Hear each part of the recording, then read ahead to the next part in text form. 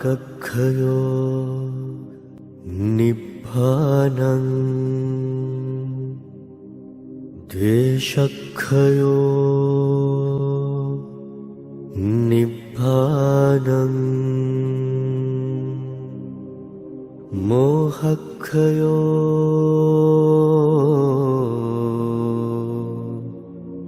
නිබ්බානං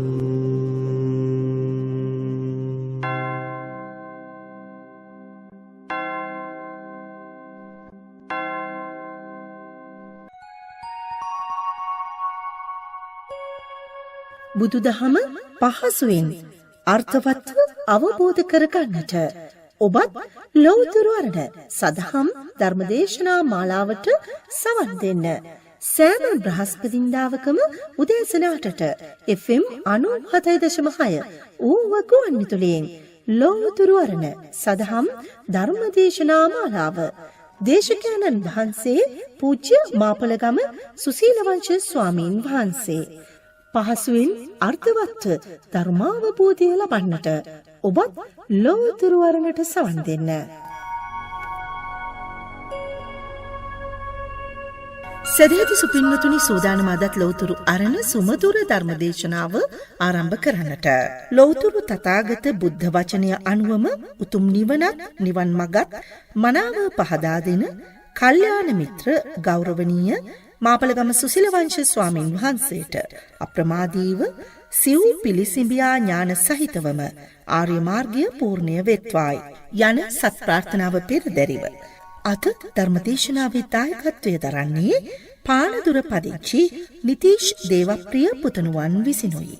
නිතීෂ් පුතුගේ පින්බල බලාපොරොත්තු ඔබන්නේ දෙසැම්බර් මාස 25 වෙනිදාට යෙදුන සිය ජන්මදිනය නිමිති කරගෙන මේලද උතුම් මිනිසත් භවයට උපත කෙනතුන් දිලිනී කොඩිකාර දයාබර මෑණියන්ට සහ රෝහිත දේවප්‍රිය දයාබර පියාණන්ට නිදුක් නිරෝගී සුව චිරජීවනය ප්‍රාර්ථනා කිරීමටත් නිතීෂ් පුතුට මෙන්ම ඔහුගේ දයාබර මව්පිය දෙපළටත් මිනුලි ලෙහන්සා දයාබර සොහොයුරියටත් ආයු වර්ණ සැප බල ප්‍රඥා දිනින් දින වැඩි සිතන පතන අයුරින්ම ජීවිත සඵල වීමටත් අප්‍රමාදීව මේ අමා ධර්මය මනවින් අවබෝධ කරගෙන උත්තරීතර නිවනින් දිවි සැනසීම පිණිසත් ඔහු විසින් මහත් ශ්‍රද්ධාවෙන් යුතුව සිදු කළ මේ ධර්ම දානමය කුසලය මහා උපනිශ්‍රයක්ම වෙත්වායි පුණ්‍යානුමෝදනා කිරීමටත් ඔවුන් සෑම දෙනා නමින් මිය පරලොව සැපත් ඥාති හිතමිතුරන් සැම නුදුරු භවයකදීම උතුම් කල්යාණ මිත්‍ර සම්පත්තිය ලැබ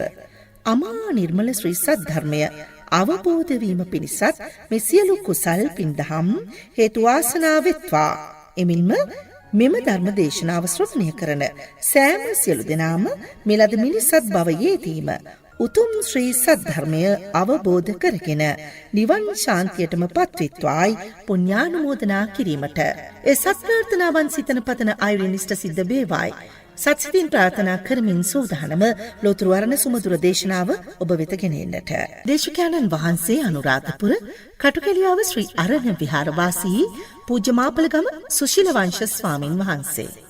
දේශනාවේ තේමාව ඒජා සූත්‍රය ඇසුරින් තණ්හාව රෝගයක්, ගණ්ඩයක්, සල්ලයක් ලෙස නුවණින් දැක මමත්වය පහ කිරීම. අපි දේශනාව ශ්‍රවණය කරමු. අවසරයි ස්වාමින් වහන්සේ. සද්ධර්මය ශ්‍රවණය කරන්නට මත්තෙන් ඒ අසිරිමත් වූ මහා කරුණික ලෝතුරු ශාන්තිනායක සම්මා සම්බුදු පියාණන් වහන්සේට අපගේ নমස්කාරය සිද්ධ කරමු. නමෝ තස් භගවතෝ අරහතෝ සම්මා සම්බුද්දස්ස නමෝ තස් භගවතෝ අරහතෝ සම්මා සම්බුද්දස්ස නමෝ තස් භගවතෝ අරහතෝ සම්මා සම්බුද්දස්ස සාධු සාධු සාධු සමන්ත චක්කවාලේසු අත්‍රා ගච්ඡන්තු දේවතා සද්ධම්මං මුනි රාජස් සුනන්තු සග්ග මොක්ඛදං ධම්මස්සවන කාලෝ අයං භදන්තා ධම්මස්සවන කාලෝ අයං භදන්තා ධම්මස්සවන කාලෝ අයං භදන්තා සාධු සාධු සාධු. හොඳයි, එහෙමනම් අදත් අපි යමාමෑණී ලෞතුරු ශාන්තිනායක සම්මා සම්බුදු පියාණන් වහන්සේ උතුම් වූ ශ්‍රී සද්ධර්මයේ උතුම් ආර්ය මහා සංඝරත්නයන් අතිඋත්තරීතර ත්‍රිවිධ රත්නයේ ගුණය සිහිපත් කරගෙන උතුම් වූ ත්‍රිවිධ රත්නයටම කැපවීමෙන් පූජා වෙමින් මේ උතුම් වූ ධර්ම දානමය පින්කම ආරම්භ කරනවා. උත්තරීතර වූ ධර්මදීපේ වැඩවසන්නා වූ ඒ වගේම ලෝපුරා වැඩවසන්නා වූ පූජනීය ආර්ය මහා සංඝරත්නයන් ප්‍රථම කොටම අවසර ප්‍රාර්ථනා කරනවා. ඒ වගේම ශ්‍රද්ධා බුද්ධ සම්පන්න ලෝකවාසී සියලුම අපේ ආර්ය බෞද්ධ පින්වතුන්ට අපි කරුණාවෙන් ආමන්ත්‍රණය කරනවා. දේශනාවට කන් දෙන්න බලාපොරොත්තු වෙමින් ඉන්න සියලුම දෙනාට සුපුරුදු අවවාදය තමයි මුලින්ම ලබා දෙන්නේ. තං සුනාථ සාදුකම් මනසිකරෝ. හොඳින් මේ ධර්මය අහන්න, හොඳින් මේ ධර්මය නුවණින් මෙනෙහි කරන්න, ඊට අනුකූලව මේ ධර්මය ධාරණය කරගෙන නුවණින් මෙනෙහි කරලා ඒ ධර්මයෙන් එන නිගමනයට අනුකූලව ජීවත් වෙලා මේ උතුම් වූ මනුෂ්‍ය භවයෙන් අග්‍රඵල නෙලාගෙන අග්‍ර සැපත උදා කරගෙන මේ භයානක සසර දුකින් නිදහස් වෙන්න. ඒ අදිෂ්ඨානයේ ප්‍රාර්ථනා මුල් කරගෙනයි ඔබ ධර්මයට කන් දෙන්නට ඕන. එහෙනම් ඒ අවබෝධයෙන් යුක්තව අද දවසේදීත් අපි උතුම් වූ සතර සතිපට්ඨාන දේශනාවට අදාළව ආයතන පබ්බේ යටතේ තවත් වැදගත් දහම් කාරණා රසක් සාකච්ඡා කරන්න බලාපොරොත්තු වෙනවා. මෙතම් පටන් එහෙනම් හොඳින් ශ්‍රවණය කරන්න මේ ධර්මයට. රෝගෝති භික්කවේ කාමාන මේතං අදි වචනං. මහාන රෝගය anu කාමයට නම. දැන් කාමයට විතරක් රෝගය කියලා කියන්නේ නැහැ. ඒ අර්ථයෙන් විතරක් පටු අර්ථයෙන් ගන්න එපා. කාමයේ කියන්නේ මේ චිත්තසංතානයේ පවතින සංකල්පී රාගයට. එහෙනම් රෝගය කිව්වේ ඒකයි. එහෙනම් මේ සංකල්පී රාගයවත් මෙන්න මේ කාමය රෝගයක් වශයෙන් බුදු පියාණන් වහන්සේ අපිට දකින්න කියලා දේශනා කරන්නේ ඇයි? එහෙනම් මේ කාමයේ කෙරෙහි තියෙන ඇල්ම තෘෂ්ණාවත් රෝගයක්. ඒ සියල්ල රෝග. ඇයි රෝගයක් කියලා දේශනා කරේ? රෝගයක ලක්ෂණයක් තියෙනවා. රෝගයක් ඇති වුනහම පීඩාවක් ඇති වෙනවා හැමතිස්සෙම. පිළීමක් ඇති වෙනවා, අසහනයක් ඇති වෙනවා. හැමතිස්සෙම දැවිල්ලක් තියෙනවා රෝගයක් තියෙනකොට. කායික වශයෙන් සහ මානසික වශයෙන් නොසන්සුන්කමක්, පිපිලිසර භාවයක්, වේදනාවක්, දාහයක්, තාපයක් හටගන්න රෝග නිසා. කේන්ද්‍රික ගායින්නේ රෝග ඇති වුනහම කිසිම සතුටක් නැහැ හිතේ.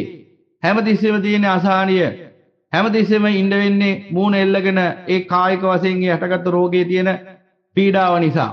එහෙනම් පින්වතුනි, බුදු පියාණන් වහන්සේ කාමයේ රෝගයකට සමාන කරන්නේ ඇයි? කාමයේ ඔන්න ඔය ලක්ෂණ ටිකේ විදිහටම තියෙන නිසා. කාමය කියලා කියන්නේ රෝගයක්. කාමයේ නිසා බොහෝ මිනිස්සු නොසතුටින් ජීවත් වෙන්නේ. සතුටෙන් ජීවත් වෙන්න කියලා හිතාගෙන කාමයේ ලං කරගත්තේ. හැබැයි ලං කරගත්ත දවස් ඉඳලම නැති වුණේ මේ හේවපු සතුට. හැමතිස්සෙම කාමයේ නිසා චිත්තසංතානිය ඇති වෙන්නේ දැවිල්ලක් 10ක්. කාම 10කින් පෙළෙනවා. පෙලි ඉන්න වෙලා තියෙන්නේ. අසහනෙන් ඉන්න වෙලා තියෙන්නේ. පීඩාවකින් ඉන්න වෙලා තියෙන්නේ. විවිධාකාර වේදනා වලට මුහුණ දෙන්නයි සිද්ධ වෙලා තියෙන දුක් වේදනා. සුළු මාත්‍ර සැප වේදනාවක් පෙන්නලා මහා දුක් වේදනාවක් ජීවිතේට උරුම කරලා දෙනවා. රෝගය කියන එක දීර්ඝ කාලයක් තිස්සේ දුක් දෙනවා. කාමයට එහෙමයි. රෝගේ නිନ୍ଦ නැති කරනවා. කාමයේ නිନ୍ଦ නැති කරනවා. රෝගේ මරණ බය ඇති කරනවා. කාමයට මරණ බයත් ඇති කරනවා. ශෝකේ උපදවනවා, භය උපදවනවා. කාමතෝ ජායති ශෝකෝ කාමතෝ ජායති භයං. එහෙනම් මේ කාමයේ කෙරෙහි තියෙන ඇල්ම තෘෂ්ණාවත් රෝගයම තමයි. ඒ රෝගයේම ලක්ෂණයක් තමයි තව. එහෙනම් මේ සියල්ලට අපිට කියන්න පුළුවන් රෝගයක් කියලා. එහෙනම් කායික වශයෙන් රෝගයක් ඇති වුනහම යම් මිනිස්සෙට යම් ආකාරයක 10ක් පීඩාවක්, පිළීමක්, අසහනයක් ඇති වෙනවද?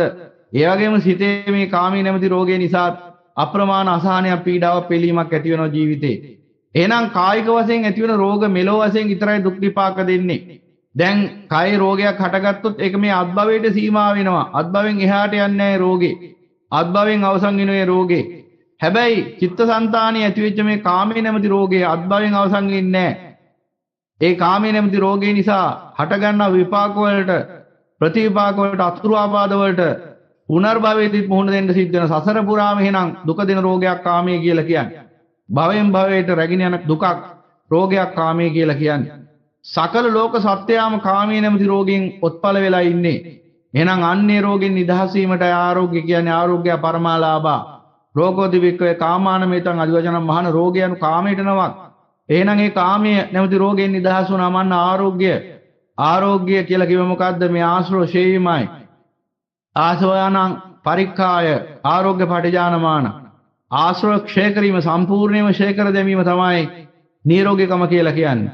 එහෙනම් ආශ්‍රව සම්පූර්ණයෙන්ම ක්ෂය වුණා නම් අන්න එතනයි තියෙන්නේ නිරෝගීකම, සැබෑ නිරෝගීකම. ඒ නිරෝගීකම අත්විඳින උතුමන් වහන්සේ අරිහතුන් වහන්සේ එතනින් මෙහායින් ඔක්කොම රෝගීන්. මේ සංසාරي කියන්නේ රෝහල. ඒකින් ඔක්කොම රෝගීන්. ඒ රෝහලෙන් නික්මෙන්නේ කවුද? අරිහතුන් වහන්සේ නම් උතුමන් වහන්සේ. උන්වහන්සේ තමයි සංසාරේ නැමැති රෝහල ඉක්මවලා ආලෝක උදපාදි වෙන්නේ. ලෝකේ කියන්නේ රෝහලක්. ලෝකේ වසන්නෝ සියලු දෙනාම රෝගීන්ය. ලෝකේ රෝහලකි අපි එහි රෝගීන් වෙමු කියලා තමයි කියන්න වෙන්නේ. ඒ නිසා ඒ රෝහල ඇතුළේ ඉඳගෙන මේ ඇහෙන කන් කෙදිරි සැලකිල්ලට ගන්න ඕනේව නෙමෙයි එච්චර. මොකද ඉතින් රෝහලක ඇහෙන්නේ හැමතිස්සෙම කන් කෙදිරිමනේ. වෙන මොනවද ඇහෙන්නේ? උදාන ගාථා ගීත ඇහෙනවද? නෑනේ. රෝගීන් අඬනවා, වැළපෙනවා, හූල්ලනවා. ඔය තමයි ඇහෙන්නේ. ඉතින් මේ සංසාරෙම කියන්නේ මේ ලෝකේ කියන්නේම රෝහලක් නම් මේක ඊට වඩා දෙයක් ඇහෙනවද? එහෙනම් අන්නේ රෝගය කියන්නේ මොකද්ද කියලා දැන් ඔබ දන්න. රෝගය කියන්නේ එහෙනම් කාමයට. එහෙනම් මෙන්න මේ කාමයේ රෝගයේ වශයෙන් දකිද්දී අපිට සිද්ධ වෙනවා මේ කාමයෙන් ග්‍රහණය කරගන්න මේ භවම රෝගයක් වශයෙන් දකින්න. කාය වේදනා චිත්ත ධම්ම සතර අත්ථ භාව වස්තු මේ සියලු රෝග වශයෙන් දකින්න උන්. ස්කන්ධ වශයෙන් ගත්තොත් රූප වේදනා සංඥා සංකාර විඥාන මේ සියලු රෝග වශයෙන් දකින්න ඕන. ආයතන වශයෙන් ගත්තොත් ඇස කන නාසය දිව ශරීරයේ මනස රූප ශබ්ද ගන්ධ රස ස්පර්ශ ධර්ම මේ සියලු රෝග වශයෙන් දකින්න ඕන. අන්නේ විදිහට නුවණින් දකිනකොට තමයි මේ කාමයේ නැමැති රෝගය සුවපත් වෙන්න ගන්නෙ. කාමයේ කෙරෙහි තියෙන තෘෂ්ණාවෙන් අත මිදෙන්නේ. එහෙනම් අන්නේ ගැඹුරු යථාර්ථයේ බුදු පියාණන් වහන්සේ පෙන්වන සූත්‍ර දේශනාවක් තියෙනවා. පඨම ඒජා සූත්‍රය. ඒජා කියලා කියන්නේ තෘෂ්ණාවට නම. ඒජා කියලා කියන්නේ තෘෂ්ණාවට පාලියේ. එහෙමනම් අන්න බුදු පියාණන් වහන්සේ දේශනා කරනවා ඒජා භික්කවේ රෝගෝ ඒජා භික්කවේ ගණ්ඩෝ ඒජා සල්ලං තස්මාතිහ භික්කවේ තථාගතෝ අනේජෝ විහෙරති වීත සල්ලෝ තස්මාතිහ භික්කවේ භික්ඛු චේපි ආකංකේය අනේජෝ විහෙරයං වීත සල්ලෝති චක්කුණ මඤ්ඤේය චක්කුස්මින් න මඤ්ඤේය චක්කුතෝ න මඤ්ඤේය චක්කු මේති න මඤ්ඤේය. මෙන්න මේ දහම් ව්‍යාකරණය හොඳින් අහන්න. ධාරණය කරගන්න. බුදුරජාණන් වහන්සේ අපට පෙන්වා දෙනවා ඒජා භික්කවේ රෝගෝ ඒජා ගණ්ඩෝ ඒජා සල්ලං මේ කායික වශයෙන් හටගන්න රෝග ගැන විතරක් නෙමෙයි කියන්නේ මේ සමස්තයක් වශයෙන් සංසාරෙම රෝගයක්. රෝගයක්. ඇයි එහෙම කියන්නේ? මේ අත්භවය කියන්නේම රෝගයක්. ඇයි එහෙම කියන්නේ? හැම ලෝසතෙම පිළිපෙලී. කවුද පිළිමෙන් නිදහස් වුනේ? අරිහතුන් වහන්සේ විතරයි. අනිත් සියලු දෙනා අඩු වැඩි වශයෙන් පෙළෙන්නේ. අඩු වැඩි වශයෙන් අසහනයටපත් වෙලා ඉන්නේ. අඩු වැඩි වශයෙන් දුක් විඳිනවා. අඩු වැඩි වශයෙන් දුක් වේදනාවකින් හඬා වැළපෙනවා. මේ සසර මේ ලෝකය කියන්නේ රෝහලක්. එහෙනම් මේකේ ඉන්න සියලුම දෙනා අඩු වැඩි වශයෙන් දුක් විඳිනවා. මේ කාමයේ නැමැති රෝගේ නිසා. එහෙනම් බුදු පියාණන් වහන්සේ පෙන්වා දෙනවා මෙන්න මේ කාමයේ කෙරෙහි ඇති ඇල්ම, ඒජ්ජා, තෘෂ්ණාව අන රෝගේ වශයෙන් දකින්න. එතකොට පුළුවන් වෙනව මොකද්ද? මේ සසර නැමැති රෝගයෙන් නිදහස් වෙන්න. ආයෙත් කොට අහන්න එපා ලෙඩත් හොඳ කරගන්න පුළුවන්ද කියලා. රෝග හටගන්නේ අත්බවක් නිර්මාණය වුණොත්. දැන් රෝග කිව්වම අපේ ඔළුවේ හැමතිස්සෙම වැඩ කරන්නේ අපිට සිහිපත් වෙන්නේ කායික රෝග විතරයි. ඇයි මානසික රෝග? මිනිස්සු කයෙන් නිරෝගී තමයි. මානසින් කොච්චර රෝගීන්ද? බෝන්තරන් දැකලා නැද්ද? කයෙන් නිරෝගී මිනිස්සු මානසින් රෝගීන් බවට පත් වෙලා කරන අපරාධ. දැන් ඔබට ලෝකේ පේනව නේද ත්‍රස්තවාදීන් කියලා පිරිසක් ඉන්නේ. ඒ කායිකව හොඳ ජවයක් තියෙන පිරිසක් කායික වශයෙන් බැලුවොත් ව්‍යායාම කරලා විවිධාකාර ආකාරයෙන් ශාරීරියේම යුදවදින්න පුළුවන් මට්ටමට රණසූර මට්ටමට ගෙනල්ලා තියෙන කායික වශයෙන්. මානසික වශයෙන් මහා රෝගී. තව තමන් වැනිම අසරණ මිනිසෙක්ගේ බෙල්ල කපලා ලේ දකින්න උවමනාව ඉන්නේ. සිහි බුද්ධියක් තියෙන මිනිහෙටද? නිරෝගී මනසක් තියෙන මිනිහෙට එහෙම උවමනාවක් ඇති වෙනවද? මිනිසුන්ව ඝාතනය කරන්න, අසරණ මිනිසුන්ව දුකටපත් කරන්න එහෙම උවමනාවක් ඇති වෙනවද? ඒ මොනතරම් මානසික රෝගයක් තියෙන මිනිහෙක්ද? පිටින් බැලුවොත් නම් පෙනේ හොඳ කායික වශයෙන් නිරෝගීකමක්. ඇතුළාන්තේ කොච්චර රෝගියද ජීවත් වෙන්නේ? එහෙනම් නුවණින් බලන්න ඕන තෘෂ්ණාව යන කුමක්ද රෝගයක්. මේ ලෝකේ වැඩියෙන් ඉන්නේ කායික රෝගී ඉන්නේ මානසික රෝගී. සබ්බේ පෘථග්ජන උන්මත්තක. යම් ආකාරයකින් අසිරිමත් වූ ශාන්තිනායක සම්මා සම්බුදු පියාණන් වහන්සේගේ අමා ධර්මයට කන් දීලා යමෙක් උතුම් වූ චතුරාර්ය සත්‍ය ධර්මය අවබෝධ කරගත්තා නම් අන්නේ මනුස්සයා තමයි මේ රෝගී භාවයෙන් නිදහස් වෙන කෙනා. එයාගේ රෝගේ සුව වෙන්න ගත්තේ. එයාගේ 100%ක් හොඳ වුණා නෙවෙයි 125ක් විතර හොඳයි. සකදාගාමි මට්ටමට යනකොට 50%ක්ම රෝගෙන් සුවපත් වෙලා. අනාගාමි මට්ටමට යනකොට 75ක් විතර රෝගේ සුවයි. අරියත් ඵලයේදී තමයි 100%ක්ම රෝගේ සනීප වෙන්නේ. මාන භවරාග අවිජ්ජා කියන අනුසයන් සිඳුනහම එනං එතකන් අඩු වැඩි වශයෙන් මේ රෝගයෙන් එයාරි පුද්ගලයාට දුක පැමිණෙනවා. හැබැයි පෘථග්ජනය තරම් නෙවෙයි. පෘථග්ජනය කියන්නේ 100%ම රෝගියෙක්. ඒ නිසා තමයි පින්වතුනි මේ වගේ අපිට පිස්සන් කොටුවක් වගේ මේ ලෝකේ පේන්න ගන්න. ඒජා භික්කවේ රෝගෝ මහාන තෘෂ්ණාව රෝගයක්. ඒජා භික්කවේ ගණ්ඩෝ මහාන මේ තෘෂ්ණාව ගණ්ඩයක් පිළිකාවක්. ගෙඩියක් ශරීරේ ගෙඩියක් ඇති වුනහම ඒක පිටින් ඇති වුනොත් එහෙම පේනවා ගෙඩියක් වශයෙන් ඇතුළාන්තය ඇති වුනොත් අන්න ඒකට පිළිකාවක් කියනවා අපි. ගණ්ඩයක් පිළිකාවක ලක්ෂණය මොකද? එන්නෙන් ඔඩු දුවනවා. එන්නෙන් වේදනාව වැඩි වෙනවා. හට ගන්නකොට කුඩා තිතක් වශයෙන් හටගන්නේ. පහු වෙනකොට ඒක ලොකු වෙලා විශාල වෙලා ඔඩු දුවලා මහා විනාශයක් ඇති කරලා දෙනවා. අප්‍රමාණ දුකකින් පිළිපෙලි තමයි මැරෙන්නේ. ඒ වගේ මේක දුර්ගන්ධයෙන් යුක්තයි. ඒ වගේ මේක එහි පවතින කුණුපයක් අසුබයක් කොහොමත් අසුබයක් තමයි. පිළිකාව කියන්නේ අසුබය තුලත් අසුබයක් කුණුපයක්. ඒ නිසා ඒක කොහොමදවත් කවුරුවත් ප්‍රිය කරන එක නෑ. අනේ මගේ හරි වටින පිළිකා ගෙඩිය කියලා. එහෙම කවුරුවත් ඒක ගන්නෑ. ඒක කපල ඉවත් කරනවා. තත්කමකින් හරි නැත්නම් පුච්චලා දානවා මොන ක්‍රමයකින් හරි. ඒක පවත්වාගෙන යන්න උත්සාහ ගන්නෑ. මොකද ඒකෙන් උරුම වෙන්නේ සැපන්නේ දුකක්මයි. එහෙනම් තෘෂ්ණාව කියන්නේ ගණ්ඩයක්. එහෙනම් ඥානවන්තයෝ මොකද කරන්නේ? පිළිකාවක් ඇති වුනහම ඒ පිළිකාව පවත්තන් යනවද මගේ පිළිකාව කියලා? හැම එකටම මගේ කියලා පිළිකාවත් මගේ කරගෙන ඒක පවත්තන් යනවද මගේ කියලා? එදාට නෑනේ. මම මගේ කියන ඔක්කොම වටිනවා නම් පිළිකාවත් වටිනවනේ. ඉතින් මගේ කියලා ගන්න පුළුවන් නේ ඒකත් මගේ පිළිකාව කියලා. එහෙම තියන් ඉන්නවද නෑ? ඒක බැහැර කරනවා ටක් ගාලා. ඒක සුව කරගන්න උත්සාහ කරනවා. ඇයි ඒ? සුළු ඥානයක් තිබුණත් ඒකිනුත් පේනවා මේ පිළිකාව මහ දුකකට පාර කපලා දෙන්නේ කියලා. හැබැයි ප්‍රඥාව ඕන මේ තෘෂ්ණා පිළිකාවක් වශයෙන් දකින්න. තෘෂ්ණාවත් මුලින්ම හටගන්නේ කුඩාවට. දැන් අපි ඔකට සුද්ධ සිංහලේ වහරේ කියන ආදරය කියලා. ආදරය කියන්න පුළුවන්. දැන් ආදරය කියන එක මුලින්ම ඇති වෙන්නේ සිවුම්බ. එන්න පිළිකාවක් වශයෙන් මේක වැඩෙනවා. පිළිකාවර තිතක් මට්ටමින් තිත් දෙක තුනක් මට්ටමින් තියෙද්දි ලොකු වේදනාවක් දුන්නේ නැහැ. පිළිකාව ටික ටික ලොකු වෙනකොට තමයි අර මහා දුකක් බවට පත් උනේ. ඒ වගේ මේ තෘෂ්ණාවත් සියුම් මට්ටමින් තියෙනකන් ලොකු දුකක් එකකින් හටගන්නේ දුකක් නැතුව නෙවෙයි. තණ්හා ජායති ශෝකෝ තණ්හා ජායති භයං. සුළු ශෝකයක් බයක් හටගන්නවා සුළු මට්ටමින් තෘෂ්ණාව තියෙනකන්. හැබැයි පිළිකාවක් වශයෙන් මේක වැඩෙනකොට එන්න දැන් මොකද වෙන්නේ? එන්න ශෝකේ භය වර්ධනය වෙන්න ගන්නවා. එහෙනම් ඥානවන්තයෝ මොකද කරන්නේ? දැන් කයේ පිළිකාවක් ඇති වුනහම ලෝකෙ ඉන්න හොඳම වෛද්‍යවරයා ගාවට ගිහිල්ලා හරි හොඳ කරගන්නවා. සබ්බ සකල මනාම විකුණලා හරි සබ්බ සේසත මුකස් කරලා හරි විකුණලා හරි රෝගී සුව කරගන්න උත්සාහ ගන්න නැද්ද? උත්සාහ ගන්නවා. ඇයි? ඒකෙන් සිද්ධ වෙන විනාශේ පේනවා. ඒක ඇහැට පේන එකක්. හැබැයි තෘෂ්ණාවෙන් සිද්ධ වෙන විනාශය ඇහැට පේන එකක් නෙවෙයි. තෘෂ්ණාවෙන් සිද්ධ වෙන විනාශය ප්‍රඥාව නැමැති ඇහැට පේන එකක්. මාංශ චක්කුවට පේන්නේ නැහැ. ප්‍රඥා චක්කුවට විතරයි පේන්නේ. ඒ නිසා තෘෂ්ණාව රෝගයක් වශයෙන් අඳුරගන්නේ තෘෂ්ණාව නැමැති රෝගයෙන් නිදහස් වෙන්නේ චක්කුන් උදපාදී ප්‍රඥා උදා කරගත්ත කෙනා විතරයි. ඒ ප්‍රඥාවන්තයාට විතරයි ධර්මයේ ගෝචරය වෙන්නේ. එහෙනම් එයාට විතරයි තෘෂ්ණාව ආදරය සෙනෙහස ඇල්ම ප්‍රේමය දුක වශයෙන් පේන්නේ. අනිත් අඥාන ලෝකයාට පේන්නේ ඒක සැප වශයෙන්. යම්පරේ සුඛතෝ හොත අද්‍රියා දුක්ඛතෝ යම්පරේ දුක්ඛතෝ හොත අද්‍රියා සුඛතෝ වේදෝ. යමකට ලෝකයා සැපයි කියයි දෙදෙට ආර්ය උත්තමයේ බුදු පියාණන් වහන්සේ ප්‍රමුඛ ආර්ය උත්තමයේ දුක කියන්නේ. යමකට ලෝකයා දුක කියයිද සම්මා සම්බුදු පියාණන් වහන්සේ ප්‍රමුඛ ආර්ය උත්තමයේ ඊටයි සැප කියන්නේ. එහෙනම් ලෝකයා තණ්හාවට සැප කියනවා. සියල්ල කෙරෙහි ඇති ඇල්මට වුන් සැප කියන්නේ. රූපේ කෙරෙහි ඇති තණ්හාව, වේදනාව කෙරෙහි ඇති තණ්හාව, සංඥාව කෙරෙහි ඇති තණ්හාව, සංකාර විඥාන කෙරෙහි ඇති තණ්හාව, පංච උපාදානස්කන්ධය කෙරෙහි ඇති තණ්හාවට වුන් කියන්නේ සැප කියලා.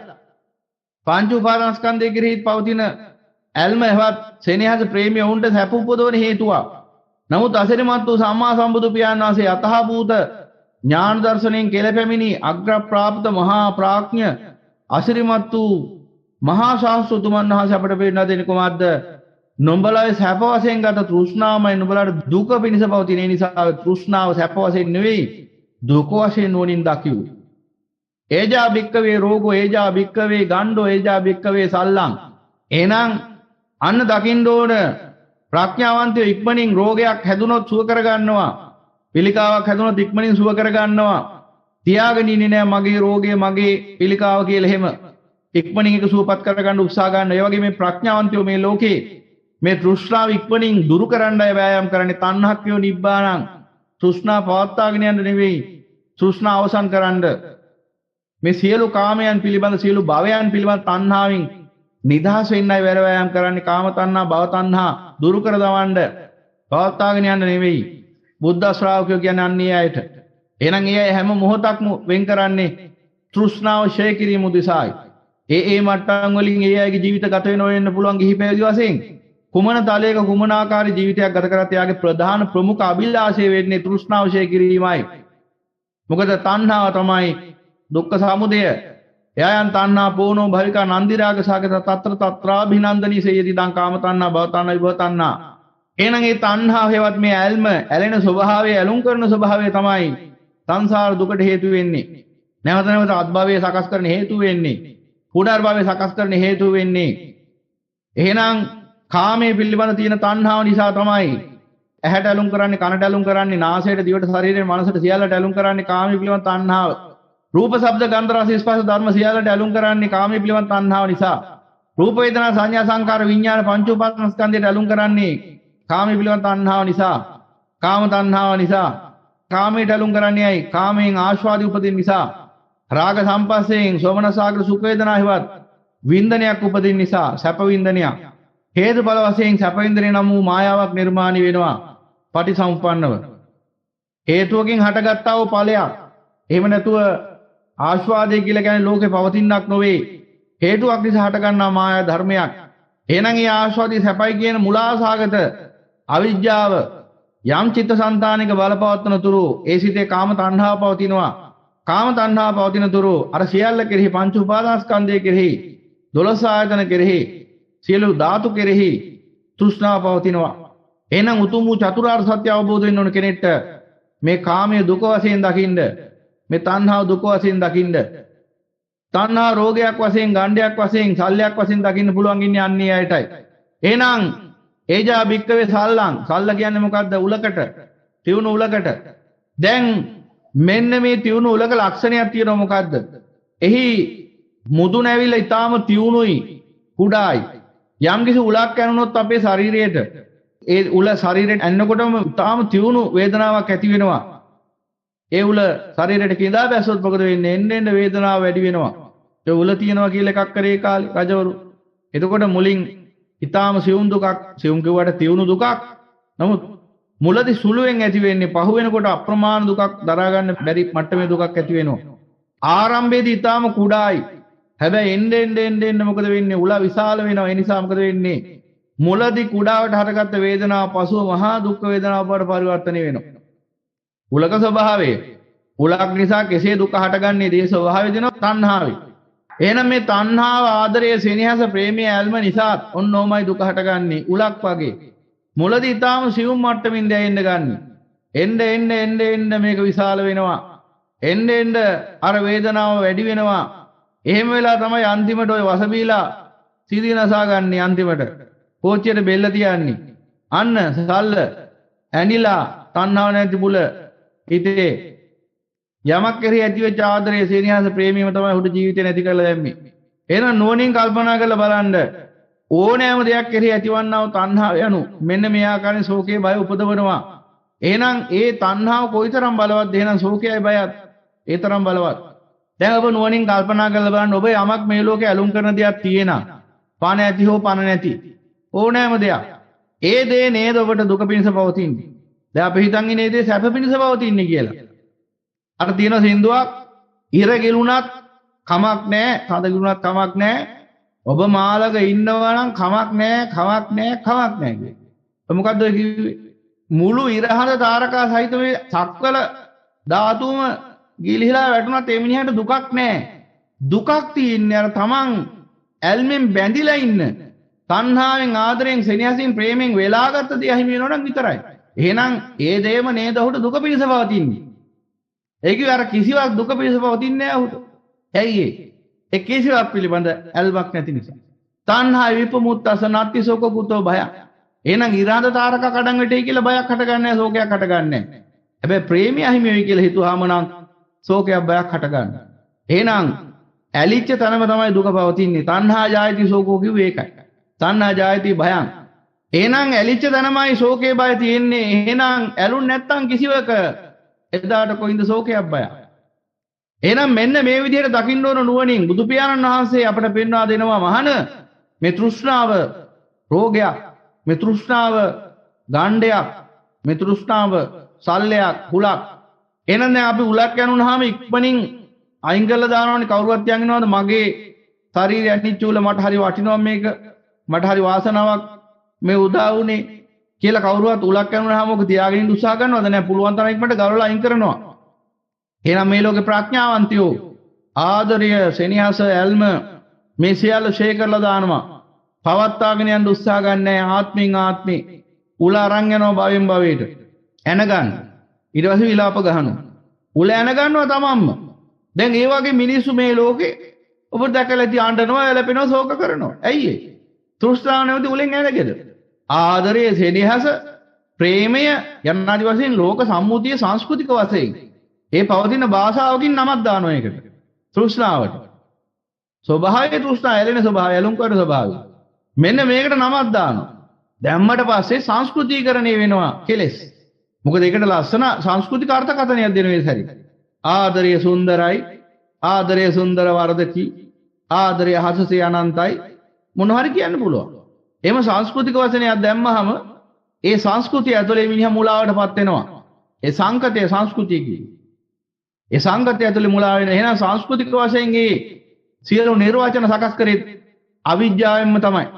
අන්තෝ ජටා බහි ජටා ජටාය පටිසාපජා කිව්වේ ඒකයි. ගැට පිට ගැට ගහලා විරලා තියෙන්නේ මේ භයානක සසරට. අවිද්‍යාවෙන්ම සංස්කෘතිය හදලා ඒ සංස්කෘතිය සංගතය ඇතුලේ හිර කරලා තෘෂ්ණාවෙන් මේ ගැටෙන් නිදහස් කරන්න නම් සම්මා සම්බුදු පියාණන් වහන්සේම ලෝකේ පහළ වෙන්න ඕන. උන්වහන්සේගේ අමා ධර්මයේම ලෝකේ පැතිරෙන්න ඕන. නැතුව මේ සංසාර ගැටෙන් නිදහස් වෙන්න බෑ. එහෙනම් අපිට පේනවා මිනිස්සු හඬනවා, වැළපෙනවා, ශෝක පරිදේව දුක්ඛ දෝමනස උපායස ඉවරයක් නැති ලෝකයක්. හඬා වැළපිච්ච ගමන්මයි බහුතරයක් දෙනා ඉන්නේ. ඇයි ඒ? අර තෘෂ්ණාව නැවති උල තියාගෙන යන ගන්නවා. මේක හුලක් වශයෙන් දකින්න පුළුවන් ඉන්නේ ප්‍රඥාව පෑදිච්ච කෙනෙක්ට විතරයි. තෘෂ්ණා හුලක්. එහෙනම් ඔබ දකින්න ඕන ඔබ ජීවිතේ යම්කිසි දුකකට, ශෝකයකට, භයකට මුහුණ දීලා ඉන්නවනම් මේ මොහොත වෙනකොට. එහෙනම් අනිවාර්යයෙන්ම තෘෂ්ණාවන්ති රෝගේ නිසා හටගත්ත විපාකයක් ඒක. විපතක්. තෘෂ්ණාව නැවති ගණ්ඩේ පිළිකාව නිසා ඇතිවෙච්ච වේදනාවක් ඒක. තෘෂ්ණාව නැවති හුල ඇනිලා ඇතිවෙච්ච වේදනාවක් ඒක. එනම් භාගතුන් වහන්සේ අන්න අපට දේශනා කරනවා මේ ව්‍යසනයෙන් ගැලවෙන මාර්ගය තස්මාතිහ භික්කවේ තථාගතෝ අනේජෝ විහෙරති වීතසල්ලෝ. මෙන්න මේවා අවබෝධ කරගත්ත භාගතුන් වහන්සේ අනේජෝ කිව්වේ ඒජා කියලා කියන්නේ තෘෂ්ණාවට. අනේජා කියලා කියන්නේ නම් තෘෂ්ණාවෙන් එන් වෙනවට. අන්න භාගතුන් වහන්සේ දේශනා කරනවා මෙන්න මේ අර්ථාර්ථය දැකලා භාගතුන් වහන්සේ මේ තෘෂ්ණාවෙන් වෙන් වෙලා වාසය කරනවා. වීතසල්ලෝ මේ උලෙන් වෙන් වෙලා ඉන්න නිසා. ඒ කිව්වේ උන්වහන්සේට කිසිම දුකක් නැහැ කියලා ඉපින්නේ. එනම් භාගතුන් වහන්සේ තෘෂ්ණාව සහ මුලින්ම ෂේ කරපු උත්තමයා නිසා ඒ උතුමන් වහන්සේගේ චිත්තසංතානයේ කිසිදු ආකාරයකින් ශෝකේ හටගන්නෙත් නැත, භය හටගන්නෙත් නැත. තණ්හාය විපමුත්තස්ස නත්ති සෝකෝතෝ භයං තණ්හාය විප්පභානේන සබ්බං චින්දති බන්ධනಂತಿ. තණ්හාවෙන් සම්පූර්ණයෙන් වෙන් වුණාද එදාට සියලු බන්ධන අවසන්. මේ සසරේ අපි හිතනවා විවිධාකාර බන්ධන දැන් අපිට තියෙනවානේ. බන්ධන බැඳීම් තියන අයටනේ බන්ධූන් කියන්නේ. බැඳිලා ඉන්නේ අයත් එක්ක අපි මානසික රැහැනකින් තෘෂ්ණාවෙන් තමයි බැඳිලා තියෙන්නේ. ඒ තමයි ඥාතීන් කියන්නේ අයට අපි. ඥාති කිව්වහම එක එක ඥාතීන් ඉන්නවා. ළඟම ඥාතීන් ටිකක් ඉන්නවා ගෙදරම. අම්මා තාත්තා බිරිඳ සැමියා දරු මල්ලෝ යනාදී වශයෙන්. ඊට පස්සේ ඉන්නවා හතර වර්ග ඥාති වර්ගයක්. බන්දුන් බන්ධනයට ලක් වෙච්ච පිරිස, බැඳීම් ඇති කරගත්ත පිරිස. මේ බන්ධනය මොකද්ද? මේ බන්ධනයට ලක් වෙලා ඉන්නේ ඇයි? කුමකින්ද බැඳලා තියෙන්නේ? මේ තෘෂ්ණාව නැති රැහැණින් බැඳලා තියෙන්නේ. මේ සසර සත්‍යාව ගැට ගහලා තියෙන්නේ යමකට තියලා. ඒ මොකටද කියලා පේන්නේ කාටවත්. ප්‍රඥාවෙන් බැලුවේ නැත්තම්. හොඳින් නුවණින් බැලුවොත් ඔබට පේන්නේ ගැඹුරින් බලන්න ප්‍රඥාවෙන් ඒ සසරේ ගැට ගහලා තියෙන්නේ මරණයට තියලා කියලා. සත්‍යාව. එක පැත්තක ජීවිතේ අනිත් පැත්තේ මරණය. මේ දෙක එකට තියලා ගැට ගහලා තියෙන්නේ මෙන්න මේ තෘෂ්ණාව නැමැති රැහැණින්. එහෙනම් මේ තෘෂ්ණාව නැමැති රැහැන බිඳ දැම්ම ගා මොකද වෙන්නේ? මරණයේ බන්ධනයෙන් නිදහස් වෙනවා. ඒකයි කිව්වේ තණ්හා විප්පබහණේන සබ්බං චින්දති බන්ධනාන්ති. කුමක්ද බන්ධනය? මරණයේ බන්ධනය. දූරංගමං ඒකචරං අශරීරං ගුහාසයං යේ චිත්තං සංයමෙච්ඡන්ති මොක්ඛන්ති මාර බන්ධනා. ඉතින් නිදහස් වෙනවා මරණයේ බන්ධනේ. එහෙනම් ඒ මරණයට තියලා ගැට ගහන්නේ මේ තුච්ච නින්දිත සිත විසින් තෘෂ්ණාවෙන් නිසා සිතට කියනවා මායя කියලා. ඒ කියන්නේ මරණයේ බන්ධනේ ඇති කරන්නේ කවරෙක් විසින්ද? මේ සිත විසින්. එහෙනම් මේ සිතට මායя කියන්නේ අන්නේ අර්ථයෙන් ජාතිය හටගත්තා යම් තැනක එහිම අනෙක්වස මරණය තියෙනවා. ඒ නිසායි නිවන අජාතං අපාතු භූතං කිව්වේ. නිවන ජාතියක් වශයෙන් පහළ වෙන තැනක් එහෙම නෙවෙයි. ජාතියක් යම් තැනක තිබුණා නම් ජාතිපච්චය ජරා මරණ. ජාතිය ප්‍රත්‍යයෙන් ජරා මරණය හට ගන්නවා. නිවන යනු ජාතිය නිරුද්ධ වෙච්ච තැන. ජාති නිරෝධෝ ජරා මරණ නිරුද්ධಂತಿ. ජාතිය නිරුද්ධ වෙච්ච තැන ජරාවේ මරණය අවසන්.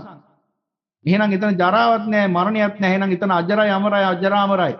එහෙනම් අජරාමර වෙන්න නම් මේ මරණයේ බන්ධනයෙන් නිදහස් වෙන්න ඕන. දැන් මව පියා සම්බන්ධයෙන් හෝ බිරිඳ සම්බන්ධයෙන්, සැමියා සම්බන්ධයෙන් හෝ දරුමල්ලන් සම්බන්ධයෙන් හෝ ඥාති මිත්‍රාදීන් සම්බන්ධයෙන් හෝ එහෙම නැත්නම් අජෛව විශයක්, අජෛව මේ ලෝකේ තියෙන ජීවයක් නැති යම්කිසි භාණ්ඩයක් ප්‍රපංචයක් සම්බන්ධයෙන් හෝ යමෙක්ට තෘෂ්ණාව පවතින්නේ නම්, තණ්හා පවතින්නේ නම් දැන් අපිට පේන්නේ මෙච්චරයි. මම අහවලාට ආදරය කරනවා, මට අහවලත් එක්ක බන්ධනයක් තියෙනවා, බැඳීමක් තියෙනවා. එයා මගේ බන්දු කෙනෙක්, ඒ කියන්නේ මගේ ඥාතියෙක් යනාදි වශයෙන් අපි ළඟ ඥාතීන් දුර ඥාතීන් යනාදි වශයෙන් අපේ මේ සංසාරේ පෙර සිටම මේ අසාර භව ගත කරගෙන ඉන කාලේ ඉඳලා මේ ජාතිය දක්වා මේ මොහොත දක්වාම මේ බැඳීම් එක්ක තමයි ඇවිල්ලා තියෙන්නේ. දැන් මේ සසර දුක් විඳින්නේ ඇයි? මේ තෘෂ්ණාවෙන් ඇතිවෙච්ච මේ මාර බන්ධනය නිසා. ඒ කිව්වෙන් බැඳීම් නිසාම. බැඳිලා ඉන්නවා රූප, වේදනා, සංඥා, සංකාර, විඥානත් එක්ක බැඳිලා ඉන්නේ.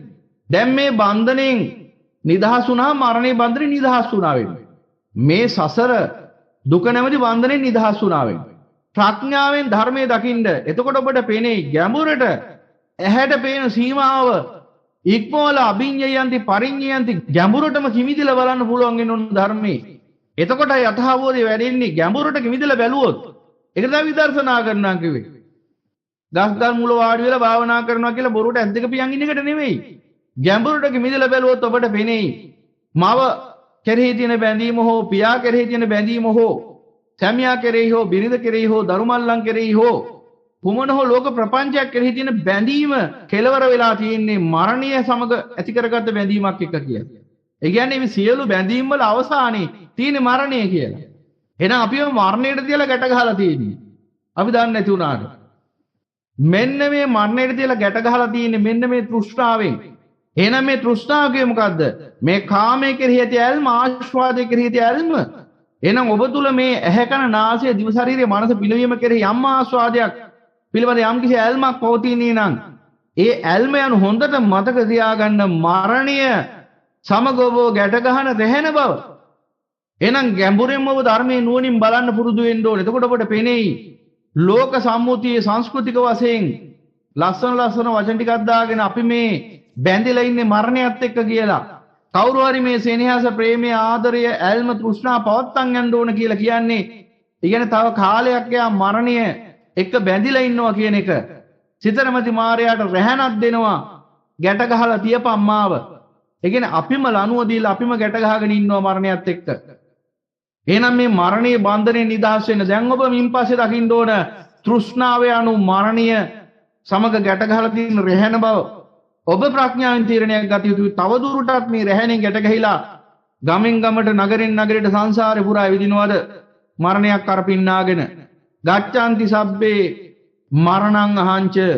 එනිසා මතක තියාගන්න ඔබ ළඟමයි මරණයක් තියෙන්නේ. ඒ වගේම තමයි ඔබ ළඟමයි නිවනක් තියෙන්නේ. මරණයත් අමරණයත් ඔබ ළඟමයි තියෙන්නේ. එහෙනම් මරණය ඔබට පේන්නේ අනවබෝධය තුල ඉන්නකම්. මරණීයත්වයේ පේන්නේ අනවබෝධ හේතුවෙන්. අමරණීයත්වයේ පේන්නේ අවබෝධ හේතුවෙන්. එහෙනම් යමෙක් අවබෝධයටපත් නොවන තාක්කල් ඔහුට පේන්නේ මරණය විතරයි. මරණීය මාවතක් පේන්නේ සංසාරේ. අමරණීය මාවත පේන්නේ අමරණීයත්වයේ පේන්නේ කාටද? අවබෝධයටපත් වෙච්ච බුද්ධ ශ්‍රාවකයන්ට, බුදු පියාණන් වහන්සේගේ උතුම් වූ ශ්‍රාවකයන්. අන්නේ ශ්‍රාවකයෝ අවබෝධ කරගන්නවා අමරණීයත්වයේ මාවත හේවත් නිර්වාණ මාර්ගය. අප්‍රමාදෝ අමත පදම් ප්‍රමාදෝ මච්චුනෝ පදම්. අප්‍රමාද වුණොත් අමරණීය වෙනවා, ප්‍රමාද වුණොත් මරණීය වෙනවා. එහෙනම් මරණීය වෙන්නේ කොහොමද කියලා දැන් ඔබට පේනවා. අමරණීය වෙන්නේ කොහොමද කියලාත් පේනවා. මරණීය වෙන්නේ මේ කාමයේ කෙරෙහි, මේ ආස්වාදයේ කෙරෙහි තණ්හාවෙන් පසුවන තාක්කල්, ඇල්මෙන්, ආදරෙන්, සෙනෙහසින්, ප්‍රේමයෙන් පසුවන තාක්කල්. එහෙනම් අමරණීය වෙන්නේ කවදාද? අන්නේ කාමයේ ආස්වාදයේ කෙරෙහි පවතින ඇල්මෙන් නිදහස් වෙච්ච දවසටයි. ඒ කාමයේ ආස්වාදයේ දුක වශයෙන් දකිනකොට ඒ තණ්හාව රෝගයක්, ගණ්ඩයක්, කුලක් වශයෙන් නුවණින් දකිනකොට මොකද වෙන්නේ? අන්නර කාමයේ කෙරෙහි, ආස්වාදයේ කෙරෙහි පවතින මේ තෘෂ්ණාව නම් රැහැණ ක්ෂය වෙලා යනවා. එදාට මරණය නැමැති බන්ධනයෙන් නිදහස් වෙනවා. අන්න එදාට අමරණීය වෙනවා. එහෙනම් අසිරිමත් වූ භාග්‍යවතුන් වහන්සේ අපට දේශනා කරනවා මේ සූත්‍ර දේශනාවේ මහාන යමෙක් භාග්‍යවතුන් වහන්සේසේ අමරණීය වන්නට කැමැත්තේ නම් තස්මාතිහ භික්කවේ භික්ඛු චේපි ආකංකේ අනේජෝ විහෙරයන් වීතසල්ලෝති. අන්න මහාන භාග්‍යවතුන් වහන්සේසේ කෙනෙක් අමරණීය වෙන්නට කැමති නම්, ඒ කියන්නේ මෙන්න මේ තුෂ්ඨාවෙන් නිදහස් වෙලා මේ සල්ලයන්ගෙන් හෙවත් මේ රාගදේශ මුහුල් වලින් නිදහස් වෙලා සදාතනික සැපයටපත් වෙන්න කැමති නම් මෙන්න මේ ආකාරයෙන් මෙනෙහි කළ යුතුයි. මේ තෘෂ්ණාව රෝගයක් වශයෙන් දැකලා, ගණ්ඩයක් වශයෙන් දැකලා, හුලක් වශයෙන් දැකලා ඒ තෘෂ්ණාවෙන් නිදහස් වෙන්න නම් මෙන්න මේ ආකාරයෙන් නුවණින් දැකිය යුතුයි. චක්කුං න මඤ්ඤය, චක්කුස්මින් න මඤ්ඤය, චක්කුතෝ න මඤ්ඤය, චක්කු මේති න මඤ්ඤය. එහෙනම් එදාට ඇස මම කියලා හංගින්නේ ආර්ය ශ්‍රාවකයා. මොකද බන්ධනය කරලා තියෙන්නේ ඔන්න ඔය 30 පොළට තියලා. 30 පොළ ඔබ දන්නවා දැන්. ඇස, රූපය, චක්කු විඥානේ, චක්කු සංපස්සේ, චක්කු සංපස්සජා වේදනා. ඔය විදිහට කන, සද්දය, සෝත විඥානය, සෝත සංපස්සේ, සෝත සංපස්සජා වේදනා. මේ විදිහට එකකින් පහ ගානි පස්වරක් 6 30යි. 30 පොළට තියලා බැඳලා තියෙන්නේ. මේ 30 පොළට තියලා ගැට ගහපු මේ බන්ධනයම තමයි මරණය එකයි බැඳලා තියෙන්නේ. මේ 30ම මරණයටපත් වෙන ඒවා. ඒ මරණයෙන් නිදහස් වෙන්න පුළුවන්කම ලැබෙන්නේ 30 පොළෙන් නිදහස් වෙච්ච දවසටයි. එහෙනම් 30 පොළෙන් නිදහස් වෙන ධමයි භාගතුන් වහන්සේ දේශනා කරන්නේ. සියල්ලෙන් නිදහස් වෙනවා කිව්වේ ඒකයි. සියල්ල කිව්වේ 30 පොළට. සියල්ලෙන් සියල්ල කිව්වේ 30 පොළ. ඊට වඩා විග්‍රහ කරන තැනක් නෑ ආයි. 31 වෙනි පොළක් නෑ ආයි. එහෙනම් සියල්ල අත්හරින්න කිව්වේ කෙටි උද්දේශය. නිर्देश වශයෙන් ගත්තාම, පටිනිर्देश වශයෙන් ගත්තාම මේ 30 පොළ කෙරෙහි පවතින චන්දරාගය, තෘෂ්ණාව ක්ෂය කරන්න කියන එකයි ඒකේ අර්ථය. සියල්ලත් හරින්න ගියාම අමුයෙන් ගන්න නිර්වතින් දානවා. බහුතරයක් දෙනා. සියල්ලත් හරලා කොහොමද ජීවත් වෙන්නේ කියලා. සියල්ලත් හරින්න කිව්වේ සියල්ල කෙරෙහි තියෙන චන්දරාගෙන් නිදහස් වෙන්න කියන එක. එහෙනම් නුවණින් දකින්න ඕන සියල්ල කෙරෙහි තියෙන චන්දරාගෙන් නිදහස් වෙන්න ඕන. සියල්ල කෙරෙහි චන්දරාගෙන් නිදහස් වෙන්න නම් එකින් එකට මෙන්න මේ විදිහට විමර්ශනය කරන්න ඕන. ඇස, රූපය, චක්කු විඥානේ, චක්කු සංපස්සේ, චක්කු සංපස්සජා වේදනා. ප්‍රඥාවෙන් ඔබට සංසන්දනය කරමින් අවබෝධ කරගත හැකි නිසා එකක් ගැන කිව්වහම ඇති. එවන් උපසංහතිය අනුව අනිත් ඒවත් සංසන්දනාත්මක උපමා වශයෙන් තේරුම් ගන්න ඕන. එහෙනම් ඇස ගැනයි මේ දේශනා කරන්නේ. ওই විදිහම කන ගැන, නාසය ගැන, දිව ගැන, ශරීරය ගැන, මනස ගැන. ওই විදිහම රූප, ශබ්ද, ගන්ධ, රස, ස්පර්ශ ධර්ම ගැන. සහ 30 පොළ ගැනම නුවණින් විමර්ශනය කරන්න ඕන. එහෙනම් ඇස මම වෙමියයි නොහඟින්නේය. ඇස මම කියලා මෙනෙහි කරන්නේ මේ මග වඩන ආර්ය ශ්‍රාවකයන්. මොකද එයාලා දැක්ක ඇස අනිත්‍යයි කියලා. ඇස හේතුඵල වශයෙන් සකස් වෙච්ච මායා ධර්මයක්. මේ වර්තමානයේ विद्यमान වන ඇස යනු ඇස කිව්වහම රූප දැකීමේ හැකියාවටයි ඇස කියන්නේ ඇත්තටම. සිතට රූප දැකීමේ හැකියාවට කියනවා චක්කු කියලා. දැන් ඒක දකින්න යම්කිසි ආකාරික ක්‍රමවේදයක් අවශ්‍යයි. ඒ ක්‍රමවේදය තමයි චක්කු ద్వාරය සහ චක්කු ප්‍රසාදය ඔස්සේ නිර්මාණය වෙලා තියෙන්නේ. එහෙනම් ඇහැ තුලින් නෙවෙයි රූප දකින්නේ සිත. චක්කු ප්‍රසාදය තුලින්. චක්කු හේවත් මේ ඇහැ කියලා කියන්නේ මේ පිටින් පේන්න තියෙන මාංශ චක්කුව කියලා කියන්නේ. ඒ අරමුණ පිළිබඳ දත්ත ඇතුළට ගන්න පුළුවන් දොරක් විතරයි. ద్వාරයක්. ඒ නිසා මේකට කියනවා චක්කු ద్వාර කියලා. ඇහෙන් නෙවෙයි රූප දකින්නේ හිතින්. චක්කු විඥානය පහළ වෙන්න ඕන. ඇහැ තිබුණට මදි. චක්කු විඥානය පහළ වෙන්න නම් ඇහත් රූපත් එකට ඝට්ටණය වෙන්න ඕන, ස්පර්ශය වෙන්න ඕන හේතුඵල වශයෙන්. චක්කුංච පටිච්ච රූපේච උප්පජ්ජති. ඇහැයි රූපයයි හේතුඵල වශයෙන් මුණ ගැහෙන්න ඕන. එදාට උපදිනවා පච්චුප්පන්න ධර්මයක් වශයෙන්. ප්‍රත්‍යයෙන් උපදින ධර්මයක් වශයෙන් චක්කු විඥානය. පච්චුප්පන්නස ධම්මා. එහෙනම් අන්න චක්කු විඥානය කියලා කියන්නේ හේතුඵල ධර්මයක්. එහෙනම් පින්වතුනි ඔය විදිහටම දකින්න ඕනේ දැන් ඇස කියලා කියන්නේ මම කියලා ගන්න පුළුවන් ප්‍රපංචයක් නෙවෙයි. ඇස අනිත්‍යයි. හේතුඵල වශයෙන් සකස්ච්ච මායාවක්. මේ වර්තමානයේ මාංශ චක්කෝය ප්‍රසාදය ඔක්කොම ටික. ඇහැ ගාම මේ සියල්ලම ගන්නකො. රූප දැකීමේ හැකියාව නිකන් උදා වෙන්නේ නැහනේ. ඒකට චක්කු ద్వාරයක් ඕන, චක්කු ප්‍රසාදයක් ඕන, දෙකම ඕන. එහෙනම් මෙන්න මේ සියල්ල සකස් වුනේ මේ රූප දැකීමේ හැකියාව සකස් වුනේ කෙසේද? හේතුඵල වශයෙන්. එනිසා රූප දැකීමේ හැකියාව බලන්න විවිධ අත්භව වලට සීමා වෙන්නේ නැහැටි. දැන් දෙවියන් රූප දකින්නවා. දෙවියෝ දකින්න රූප මිනිසුන්ට පේන්නේ නැහැ. මිනිසු දකින්න රූප ඇතැම් තිරිසනුන්ට පේන්නේ නැහැ. අසරණ සත්තු ඉන්නවා. එයාට සමහර වෙලාවට වර්ණ පේන්නේ නැහැ. ඒ වගේම මිනිස්සුයෝයි තිරිසන්නුයි මේ මනුස්ස ලෝකේ මතු පිටිදගෙන පෘථුවිය මතු පිටිදන් දකින්න දේ පෘථුවිය අභ්‍යන්තරීන ජීවීන්ට පේන්නේ නැහැ. නිරසත්තුන්ට. නිරසත්තු දකින්න දේ අනිකුත් තලවල ඉන සත්‍යෝ දකින්නේ නැහැ. නිරසතුන් දකින්නේ ගින්දර විතරයි. අප්‍රමාණ දුක්ඛ අනිෂ්ට දර්ශන විතරයි නිරසතුන්ට පේන්නේ.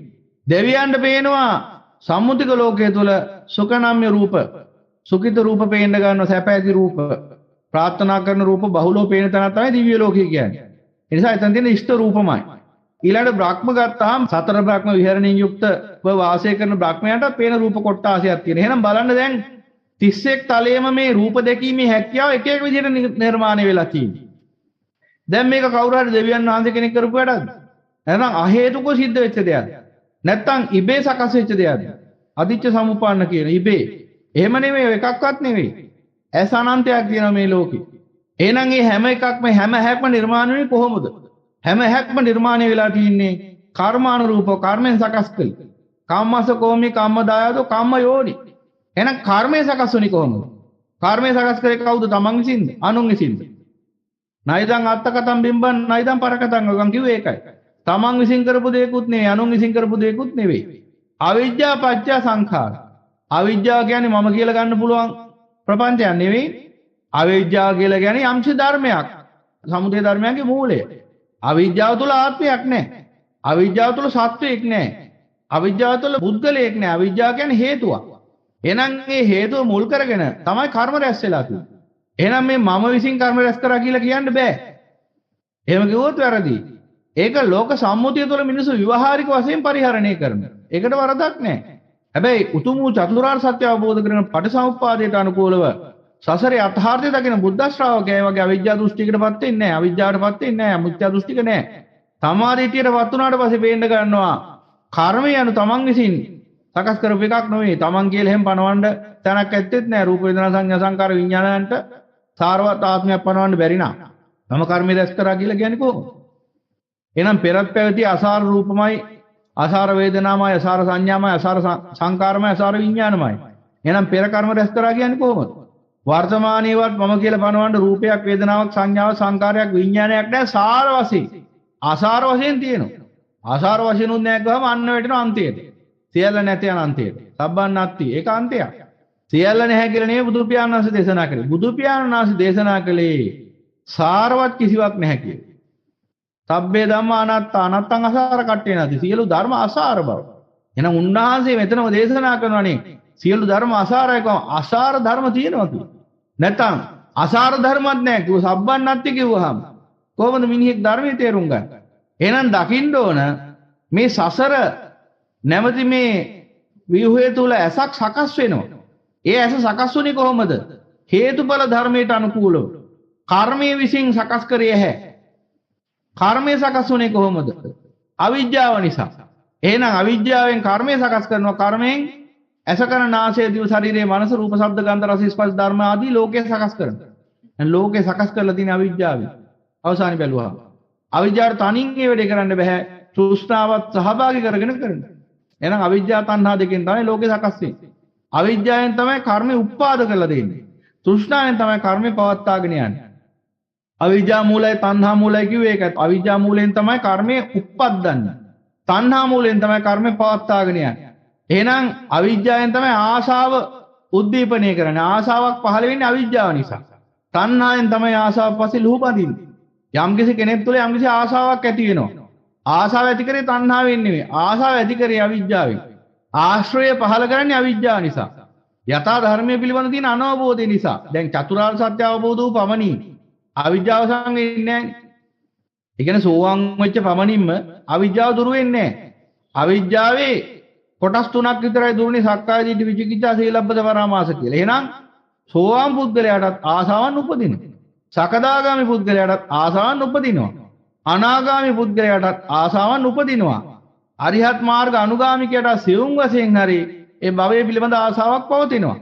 අරිහතුන් වහන්සේ තමයි සියල්ලෙන් සියලු ආකාරයෙන් ආශ්‍රයයන්ගෙන් නිදහස් වෙන්නේ ආසාවක්කයා. එතකන් ආසාව අඩු වැඩි වශයෙන් තියෙනවා. ඒ කියන්නේ මොකද ඒකට හේතුව අවිජ්ජා අනුසය පවතින නිසා. එහෙනම් අවිජ්ජාවෙන් ආසාවන් නිර්මාණය කරනවා. තණ්හාවෙන් මොකද කරන්නේ? ඒ ආසාවන් පවත්වාගෙන යනවා. එහෙනම් මේ දෙන්න එකතු වෙලයි මේ සසර පවත්වාගෙන යන්නේ. අවිජ්ජාවයි තණ්හාවයි.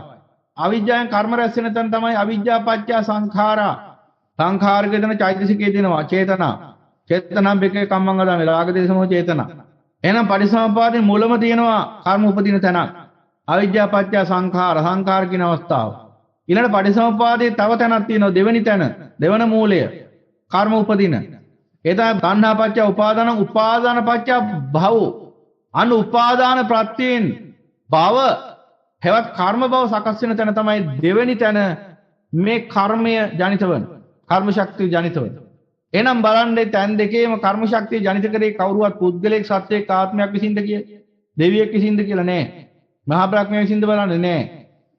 ඒ තැන් දෙකේදීම කර්ම ශක්තිය ජනිත කරලා තියෙන්නේ අවිජ්ජා තෘෂ්ණා කියන මේ මූල හේතු ප්‍රත්‍ය දෙකෙන්.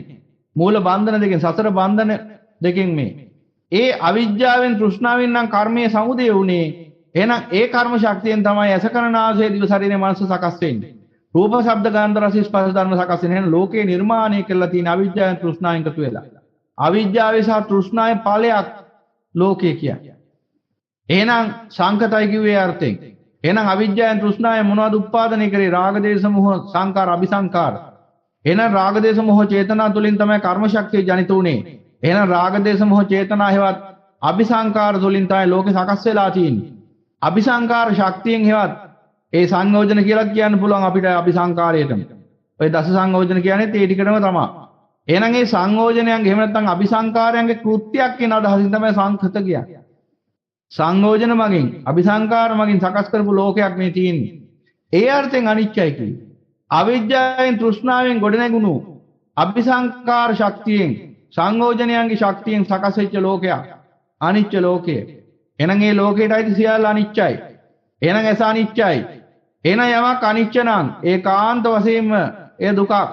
ඒ සියලු සංඛාර නැවත මේ දුක්ඛ ස්කන්ධයයි ගොඩනගන්නේ. සබ්බේ සංඛාර දුක්ඛාති. එහෙනම් මේ සියලු සංකත වශයෙන් සකස් වෙච්ච සියල්ල නැවත කරන්නේ මොකද්ද? මෙතෙක් වෙච්ච දෙයමයි. මෙතෙක් කාලයක් සංසාරේ සිද්ධ වුණේ මොකද්ද? මේ සංකත සකස් වුණා. සෑම සංකතයකටම අදාළ ජාතියක් තියෙනවා, ජරාවක් තියෙනවා, මරණයක් තියෙනවා. පාන ඇති වුණා, පාන නැති වුණා. පාන ඇති සියල්ලත් ජාතියක් වශයෙන් සකස් වෙන්නේ. පාන නැති සියල්ලත් එසේ. ඒ සියල්ල ජරාවටපත් වෙනවා, භාවයට යනවා. විපරිණාමයටපත් වෙනවා. ඒ සියල්ල මරණයෙන් කෙලවර වෙනවා.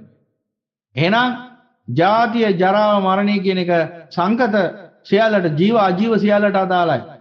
එහෙනම් අර පණ නැති සංකතයකට ජාති උරුමයි, ජරා උරුමයි, මරණය උරුමයි. අජීව ප්‍රපංචයකට. ජීව ප්‍රපංචයන්ට ඊට අමතරව තව ශෝක පරිදේ දුක්ඛ දෝමනස උපායාස ඒවත් උරුමයි. අර ශෝක පරිදේ දුක්ඛ දෝමනස උපායාස කියන වශයෙන් චෛතසික වශයෙන් දුක් හටගන්නේ පණ ඇති. එහෙනම් විඥානයක් පවතින ප්‍රපංචයන්ට විතරයි. මොකද චෛතසික දුක්ඛ ඒවා. එහෙනම් චෛතසික දුක්ඛ හටගන්නේ නැහැ අජීව ප්‍රපංචයන්. ජීව ප්‍රපංචයන්ට විතරයි චෛතසික දුක්ඛ හටගන්නේ. එහෙනම් මේ ලෝකේ නැවත නැවත මේ සංකත වශයෙන් සකස් වෙන්නේ මොනවද? මේ ජීව අජීව සංකත. ඒ කියන්නේ කර්මයෙන් නිෂ්පාදනය කරපු සියල්ල. එහෙනම් ඒ සියල්ල සංකතයි, ඒ සියල්ල පරිසම්පන්නයි, ඒ සියල්ල අනිච්චයි, ඒ සියල්ල විපරිණාම ධම්මයි. එහෙනම් ඒ සියල්ල නිරුද්ධ කළ යුතු ධර්ම. ඇයි? ඒ ජීව අජීව කියන දෙකම එකට එකතු කරලා ගත්තාම සංකත ධර්ම තුල තියෙනවා ජාතියක් විද්‍යමානයි, ජරාවක් විද්‍යමානයි, මරණයක් විද්‍යමානයි, ශෝක පරිදේ දුක්ඛ දොමනස උපායාස විද්‍යමානයි, රාග දේශ මොහ කියන ගින්දර විද්‍යමානයි. එහෙනම් 11 ගින්දරක් විද්‍යමානයි. 11 ගින්දර ගන්නකොට ව්‍යාධි කියන එක ගන්නේ නැහැ. මොකද ව්‍යාධි නිසා හටගන්නේ ශෝක පරිදේ දුක්ඛ දොමනස උපායාසම තමයි. ඒ නිසා. එහෙනම් නැවත මේ සංකත වශයෙන් සකස් වෙලා තියෙන මොකද 11 ගින්දරක්. ඒ කියන්නේ සංසාර දුක්ඛ ස්කන්ධයක්. එහෙනම් ඒකාන්ත වශයෙන්ම මේ සියලු සංඛාර අනිච්චයි දුක්ඛයි.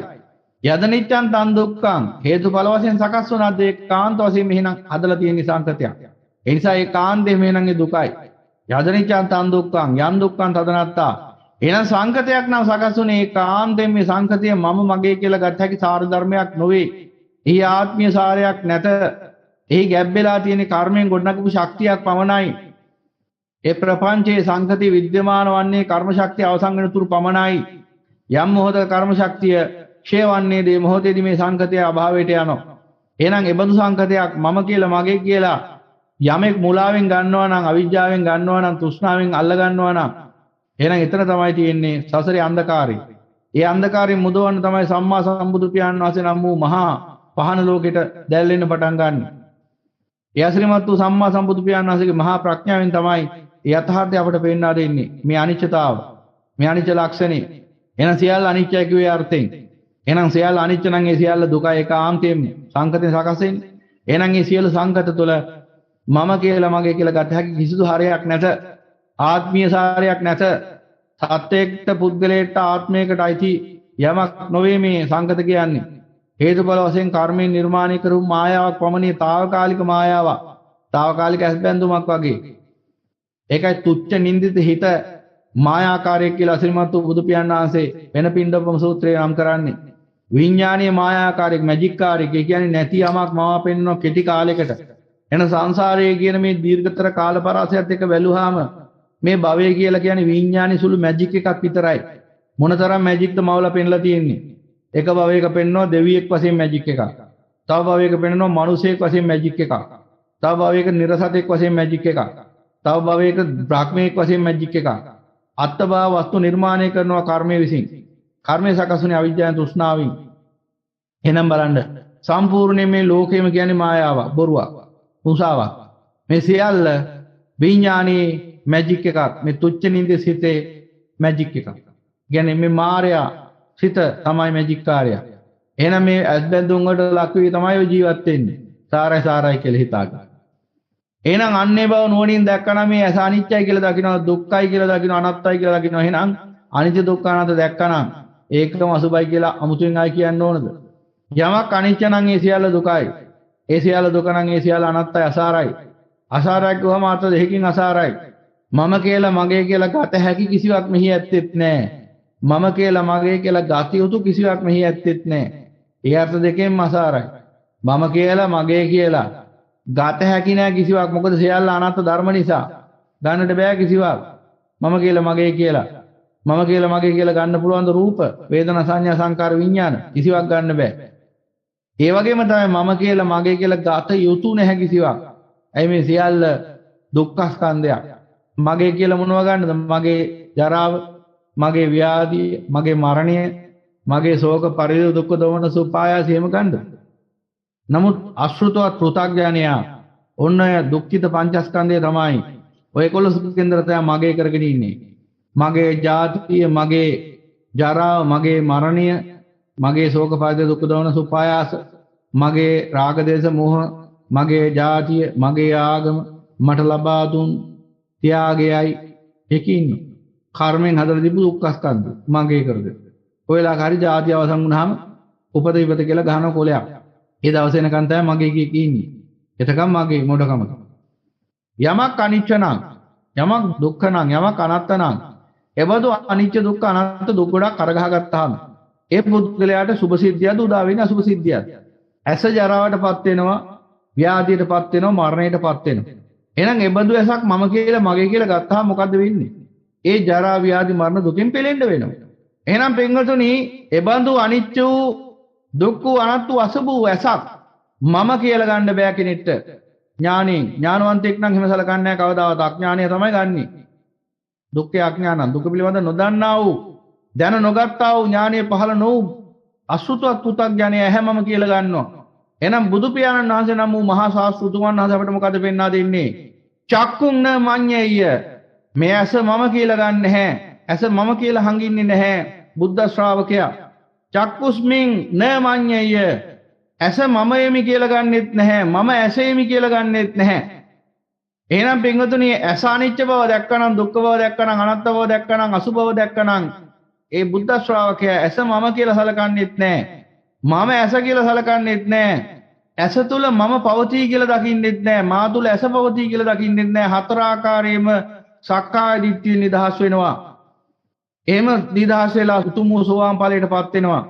ඊට පස්සේ උතුම් වූ සෝවාන් ඵලයටපත් වෙලා තවදුරටත් චක්කුං ඤ මඤ්ඤය, චක්කුස්මින් න මඤ්ඤය, චක්කුතෝ න මඤ්ඤය, චක්කුං මේති න මඤ්ඤය අනාදි වශයෙන් ඇස මම කියලා හංගින්නෙත් නැහැ. මම ඇස කියලා හංගින්නෙත් නැහැ. ඇස තුල මමත්වය, ඇස තුල මමෙක් ඉන්නවා කියලා දකින්නෙත් නැහැ. මා තුල ඇසක් පවතිනවා කියලා දකින්නෙත් නැහැ. මේ සියල්ල හේතුඵල අනිත්‍ය දුක්ඛ අනාත්ම අසුභ ධර්ම කියලා දකින්න. අනිත්‍ය ධර්ම බව දකින්න. අනිත්‍ය ලක්ෂණය දකින්නකොට මතනු දුක්ඛ අනාත්ම කියන ලක්ෂණ එක්කම පේන්න ගන්නවා. සියල්ල හේතුඵලයි, සංකතයි, පටිසම්පන්න අනිත්‍යයි, ක්ෂය ධර්මයි, වය ධර්මයි, නිරුද්ධ කළ යුතු ධර්මයි, නිරෝධ ධර්මයි කියලා දකින්න නුවණින්. එහෙනම් ওই විදිහටම කන, නාසය, දිව, ශරීරයේ මනස, රූප, ශබ්ද, ගන්ධ, රස, ස්පර්ශ ධර්ම, චක්කු විඤ්ඤාණ, සෝත විඤ්ඤාණ, ගාහන විඤ්ඤාණ, જીවහා විඤ්ඤාණ, කාය විඤ්ඤාණ, මනෝ විඤ්ඤාණ, චක්කු සම්පස්ස, සෝත සම්පස්ස, ගාහන සම්පස්ස, જીවහා සම්පස්ස, කාය සම්පස්ස, මනෝ සම්පස්ස, චක්කු සම්පස්සජා වේදනා, සෝත සම්පස්සජා වේදනා, ගාහන සම්පස්සජා වේදනා, જીවහා සම්පස්සජා වේදනා, කාය සම්පස්සජා වේදනා, මනෝ සම්පස්සජා වේදනා යන 30 පොළම නුවණින් දකින්න ඕන. අන්න එතකොට මොකද වෙන්නේ?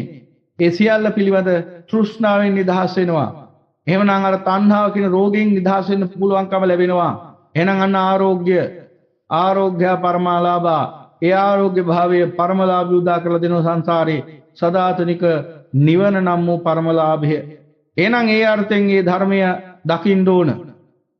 දැන් විග්‍රහ කරපු ආකාර ඔක්කොම දකින්න ඕන විදිහට. දැන් ওই 30 පොළම දැක්කනම් අන්න එදාට පේනවා මොකද්ද? සබ්බං න මඤ්ඤය, සබ්බස්මින් න මඤ්ඤය, සබ්බතෝ න මඤ්ඤය, සබ්බං මේති න මඤ්ඤය. සියල්ල මම නොවේ කියලා දකිනවා. මම කියලා කිසිවක් ගන්න බෑ කියලා දකිනවා.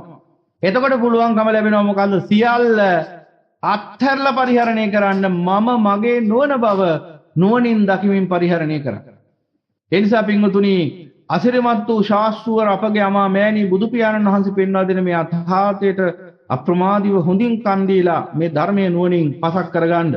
එහෙනම් ඒ ආකාරයෙන් සියල්ල තෘෂ්ණාව රෝගයක්, ගණ්ඩයක්, සල්ලයක්, හුලක් වශයෙන් දකිමින් මේ සියල්ල පිළිබඳ විදර්ශනා ඥානින් යුක්තව වාසය කළොත් මේ සියල්ල කෙරෙහි තියෙන තෘෂ්ණාවෙන් නිදහස් වෙන්න පුළුවන්කම ලැබෙනවා. ක්‍රමක්‍රමයෙන් එක සැරේ නෙවෙයි, හෙමින් ඒ සදාතනික වූ අමරණීය වූ අජරාමර නිවනට පත්වන්නට මෙතෙක් මේ දේශනා වෙච්ච සියලු ධම් ව්‍යාකරණයන් තුලින් ලැබුණා වූ ධර්ම ඥානයත් ධර්මාවබෝධයත් නිසක වශයෙන්ම භාවිත කරනවා, උපකාර කරගන්නවා. මේ සූ ධර්මයේ මනාකොට ධාරණය කරගෙන ඒ ධර්මයේ නුවණින් මනාකොට මෙනෙහි කරමින් ඒ උතුම් වූ ධර්මයට අනුකූලව දැහැමිව ධම්මානුධම්ම ප්‍රතිපත්තිය යුක්ත උසස් වූ සත්පුරුෂ වූ බුද්ධ ශ්‍රාවක ජීවිතයක් ගත කරමින් ඒ අසිරිමත් වූ බුදු පියාණන් වහන්සේ සදාතනික සැපේ වශයෙන්, පරම සැපේ වශයෙන් දේශනා කොට වදාළ ඒ සදාතනික පරිනිර්වාණමා ශාන්තියෙන්ම සැනසෙනවා කියන අදිෂ්ඨානෙන් කවුරුත් හඬ නගා සාදුකාරයක් පවත්වමු. සාදු සාදු සාදු. උතුම් දේශනාවස්ත සිද්ධ කළ අනුරාධපුර කටුකැලියාව ශ්‍රී අරණ විහාරවාසී පූජ්‍ය මාපලගම සුශීල වංශ ස්වාමින් වහන්සේට පාදාභිවන්දනින් යුතුව පුණ්‍යානුමෝදනා කර සිටිනවා. අද උතුම් ධර්ම දානයේ දායකත්වය දැරූයේ පානදුර පදිංචි නිතීෂ් දේවප්‍රිය පුතණුවන් විසිනුයි. ඔහුගේ පින්පල බලාපොරොත්තු වලට අනුව ලෝතුරු තථාගත බුද්ධ වචනය අනුවම උතුම් නිවනත් නිවන් මගත් මනාව පහදා දෙන කල්යාණ මිත්‍ර ගෞරවනීය මාපලගම සුසිල වංශ ස්වාමින් වහන්සේට මේ මහා කුසලානිසංස බලයෙන් අප්‍රමාදීව සිව් පිළිසිඹියා ඥාන සහිතවම ආර්ය මාර්ගය පූර්ණය වෙත්වා. දෙසැම්බර් මාස 25 වෙනිදාට යෙදුන ජන්මදිනය නිමිති කරගෙන මේ ලද උතුම් මිනිසත් භවයට උපතගෙන දුන් දිලිනී කොඩිකාර දයාබර මෑණියන්ට සහ රෝහිත දේවප්‍රිය දයාබර පියාණන්ට මේ මහා කුසලානිසංස බලයෙන් නිදුක් නිරෝගී සුව චිරජීවනය අත්පත් වෙත්වා. එසේම නිතීෂ් පුතුට මිනුලි ලෙහන්සා දයාබර සොයිරිටත් දයාබර දෙමව්පියන් දෙපළටත් මේ මහා කුසලානිසංස බලයෙන් ආයු වර්ණ සැප බල ප්‍රඥා දිනෙන් දින වැඩි සිතන පතන අයුරින්ම ජීවිතය සඵල වේවා. අප්‍රමාදීව අමා ධර්මය මනවින් අවබෝධ වේවා. ඔවුන් උත්තරීතර නිවනින් නිවී සැනසේවා. එසේම ඔවුන් නමින් මිය පරලොව සැපත් ඥාති හිත මිතුරන් සෑම දෙනාම මේ මහා කුසලානිසංස බලයෙන් නොදුරු භවයකදීම උතුම් කල්යාණ මිත්‍ර සම්පත්තිය ලබා අමා නිර්මල ශ්‍රී සද්ධර්මය අවබෝධ කරගනිත්වා. එසේම මෙම ධර්ම දේශනාව ශ්‍රවණය කරන සෑම සියලු දෙනාම මේ මහා කුසලානිසංස බලයෙන් මේ ලද මිනිසත් භවයේදීම උතුම් ශ්‍රී සද්ධර්මය අවබෝධ කරගෙන අමා මහ නිවනින් නිවී සැනසෙත්වා. ඒ සත් ප්‍රාර්ථනාවත් සමග අදත් ලෞතුරු අරණ සුමధుර ධර්ම දේශනාව මෙසේ නිමා කරනවා. ලෞතුරු අරණ සුමధుර දේශනාවන් එක දිගට ශ්‍රවණයට ලෞතුරු අරණ.net වෙබ් අඩවියට පිවිසෙන්න. එසේත් නැතිනම් ලෞතුරු අරණ YouTube නාලිකාව පරිහරණය කරන්න. නැතිනම් ඔබට පුළුවන් FM 97.6 ඌව කුවන්විදුලියට සෑම බ්‍රහස්පතින්දාවකම පෙරවරු 8ට සවන් දෙන්න. මේ පිළිබඳව වැඩිදුර තොරතුරු දැනගන්නට ලෞතුරු අරණ සුමధుර දේශනාවන් එක දිගට ශ්‍රවණයට අවශ්‍ය තොරතුරු සම්පාදනය කරගන්නට අපිට යොමු කරන්න ඔබේ නම ගම නිවැරදිව WhatsApp පණිවිඩයකින් අපේ දුරකථන අංකය 077 97 87 307. අදත් නිමාවෙන් ලෞතුරු අරණ සුමధుර ධර්ම දේශනාව. ඔබට තෙරුවන් සරණයි. බුදුදහම පහසුවෙන් අර්ථවත්ව අවබෝධ කරගන්නට ඔබත් ලෞතුරු අරණ සදහම් ධර්මදේශනා මාලාවට සවන් දෙන්න. සෑම බ්‍රහස්පතින්දාවකම උදෑසන 8ට FM 97.6 ඌව ගුවන්විදුලියෙන් ලෞතුරු අරණ සදහම් ධර්මදේශනා මාලාව දේශකයන්න් වහන්සේ පූජ්‍ය මාපලගම සුසීලවංශ ස්වාමීන් වහන්සේ පහසුවෙන් අර්ථවත්ව ධර්මාවබෝධය ලබන්නට ඔබත් ලෞතුරු අරණට සවන් දෙන්න.